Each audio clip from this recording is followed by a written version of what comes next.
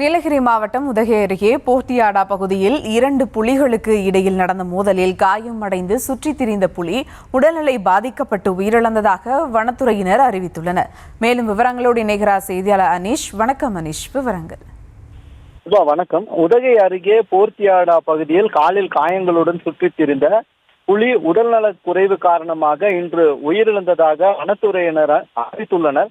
கடந்த 3 நாட்களாக காயங்களுடன் சுற்றித் திரிந்த புலிக்கு உரிய சிகிச்சை அளிக்க மாவட்டத்தில் போதிய வனக்கால்நடை மருத்துவர்கள் இல்லை எனவும் குற்றச்சாட்டு எழுந்துள்ளது.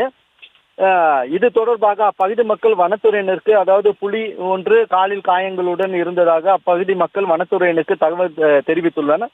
சம்பவ இடத்துக்கு சென்ற வனத்துறையினர் கடந்த 3 நாட்களாக தேயிலை தோட்டத்தில் பதுங்கியிருக்கும் புலியின் நடமாட்டத்தை அதிநவீன தெர்மல் ட்ரோன் கேமரா மூலம் தீவிர கண்காணிப்பில் ஈடுபட்டு வந்தனர்.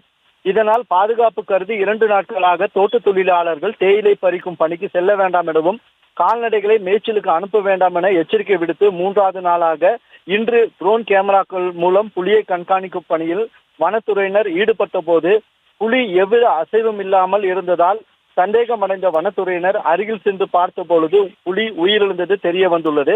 இந்த நிலையில் புலிகளுக்கு இடையே நடந்த மோதலில் காயம் ஏற்பட்டு புலி இறந்திருக்கலாம் என முதல்கட்ட விசாரணையில் தெரிய வந்துள்ளதாகவும் உடற்கூறு ஆய்வு மேற்கொண்ட பின் விரிவான அறிக்கை வெளியிடப்படும் என வனத்துறையினர் தெரிவித்துள்ளனர்.